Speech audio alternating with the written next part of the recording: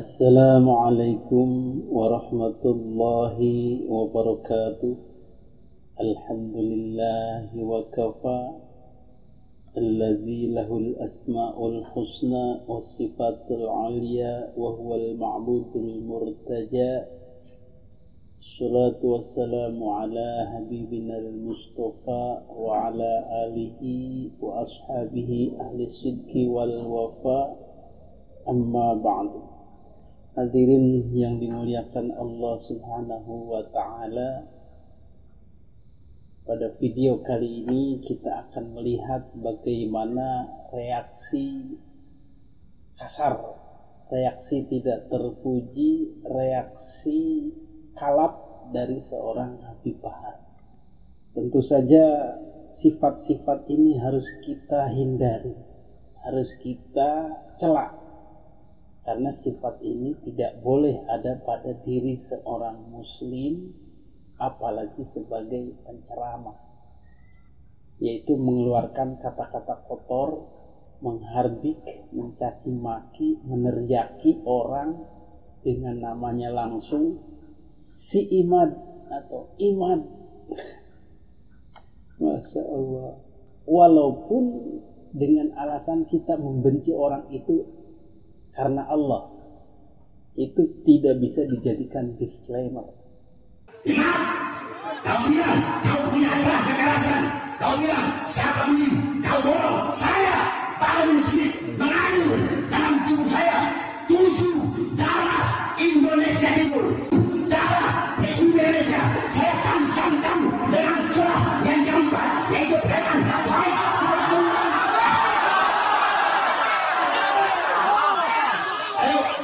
Gak usah pakai ilmu, gak usah pakai kebiasaan, gak usah pakai rincian. Satu orang satu, lihat siapa yang mati, saya atau kau yang mati. Ayo, saya milih kamu. Kau kan bilang mau pakai tas preman boleh, ayo. Lu jual, gua borong. Saya beli, harus beli. Ayo, tentukan di mana tempatnya. Kau kan sendiri yang nantang. Kau yang nantang. Saya sendiri, saya datang. Macam apa ini kayak begini? Ini pecah belah Habaib sama kiai mau dipecah belah. Habaib dan kiai tidak akan pernah bisa dipecah belah. Tapi ya siapa sih yang mengikuti mereka? Apalagi sahabat ada Yusuf yang begini. Dulu dia pakai Azamat Khon. Dulu. Sekarang udah nggak pakai Azamat Khon. Semenjak saya bahas tentang Fam Azamat Khon. Nah, sekarang Wali Songo mereka bilang bukan dari jalur Al-Imam Amul Faqih. Mereka bikin Wali Songo dari jalur Musa Al-Kazim. Lihat, coba. Mereka bikin dari Musa Al-Kazim. Jadi ini di situ Syiah ada, liberal ada, semua kumpul di situ. Jadi ini udah mereka rencanakan dari jauh, saudara-saudara. Paham? Jadi saya tanya orang Banten, terpengaruh apa tidak? Ya. Terpengaruh apa tidak? Ya. Terpengaruh apa tidak? Ya. Ya aja terpengaruh sih. Ya. Betul? Betul? Bilang sama Imam. Bilang. Ini video kasih dia. Kasih lihat dia. Ya, siap. Bilang, mau pakai preman boleh? Ayo. Mau preman-preman anak saya. Saya tanya, Iman boleh penjara belum? Belum boleh penjara? Tadi kencing di celana. Pernah keluar sekarang? Pernah diborgol tangannya? Pernah diborgol perutnya? Pernah diborgol kakinya? Pernah ceramah bela rakyat? Pernah masuk penjara karena ceramah membela rakyat? Membela rakyat yang susah? Membela rakyat yang kelaparan? Orang tua bisanya hasut. Jadi kalau menurut rumusnya Habib Bahar ini, pertama orang itu dijadikan musuh Allah dulu, baru kita habisi dengan caci maki. Definisi musuh Allah itu atau berbuat kesalahan terhadap agama ini kita sendiri yang mendefinisikan. Misalnya ada orang yang berpegangan kepada Pancasila menyatakan bahwa tidak boleh ada negara Islam. Maka orang yang mengatakan tersebut divonis dulu oleh kita itu melawan perintah Allah, mengganggu, menentang agama Allah, musuh Allah. Dan oleh karenanya maka kemudian bisa dicaci maki, dihina-hina, bisa diteriaki.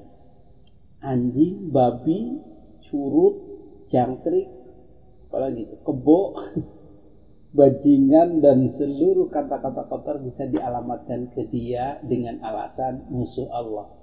Ini trik mengeluarkan kata kotor agar terlihat bersih. Mudah-mudahan kita tidak mencontohnya, karena tetap tidak baik.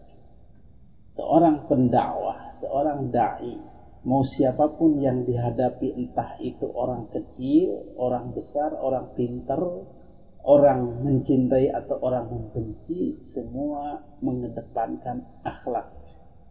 Berapa banyak orang yang membenci kita, tetapi dengan akhlak kita yang baik, orang tersebut berhenti bahkan mencintai. Sering kita dengarkan kisah-kisah Kanjeng Nabi Muhammad SAW membalas perlakuan buruk orang yang membencinya dengan akhlak yang baik, sehingga pada akhirnya orang tersebut sadar dan menyatakan diri masuk Islam.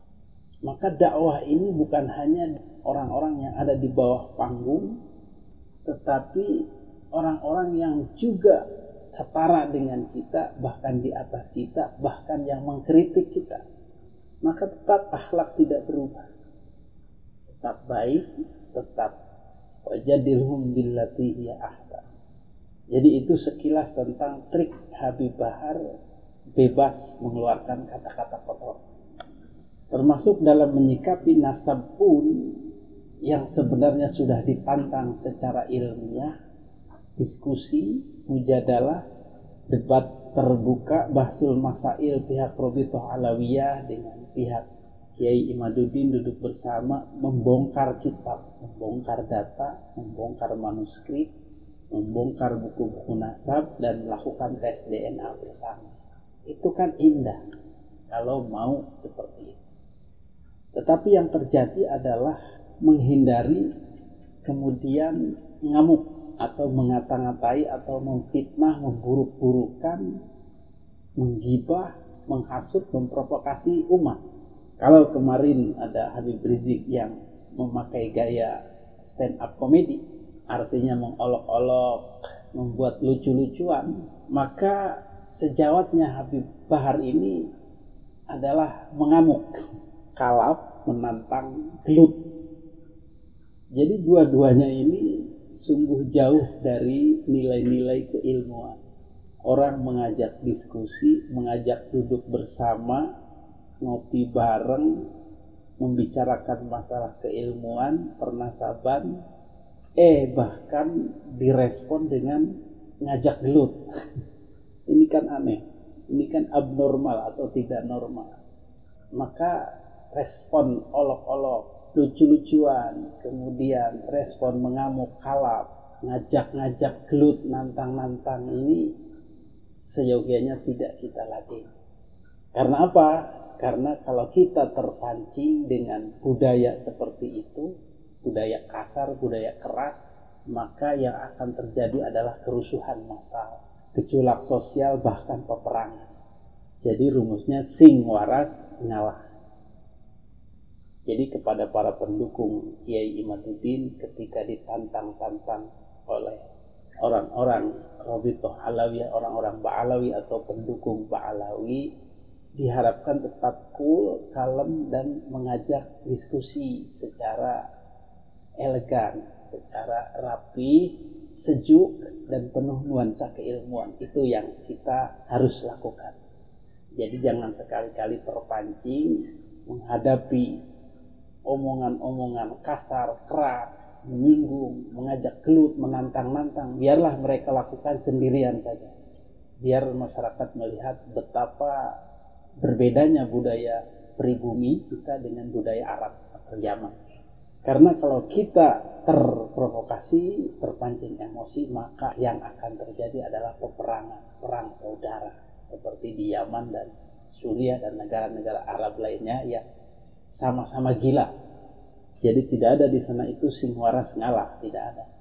Sejarah Indonesia adalah sejarah memaafkan, sejarah mengalah. Bagaimana Presiden Soekarno dengan dukungan jutaan masyarakat yang tidak terima dengan perlakuan Soeharto sebenarnya siap berperang. Tetapi kata Bung Karno, tidak usah. Itu masih saudara kita. Begitu juga Gus Dur ketika dilengsarkan oleh Amin Rais, jutaan Nahdliyin sebenarnya sudah siap membela sampai mati Presiden Abdurrahman Wahid. Tetapi beliau Gus Dur lebih memilih mengalah saja daripada ada peperangan dengan saudara sebangsa dan setanah air. Begitu juga Presiden Soeharto yang lebih memilih mundur ketimbang kerusuhan berlanjut dan perang saudara di negara Republik Indonesia.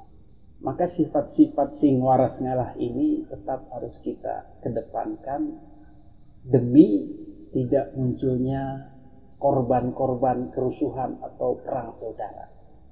Jadi inilah ciri khas orang Indonesia, watak orang Indonesia yang alhamdulillah selamat dari perang saudara yang berkelanjutan seperti di Timur Tengah.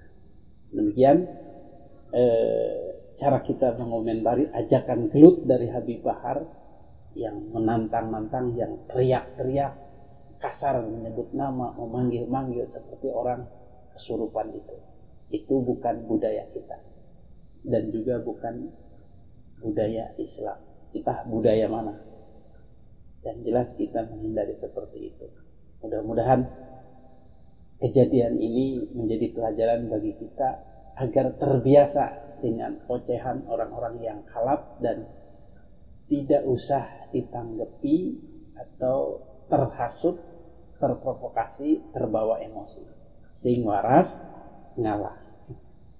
Karena kita yang waras, yang gila biarlah ngoceh sendiri. Adanallahu wa iyyakum ajma'in. Assalamualaikum warahmatullahi wabarakatuh.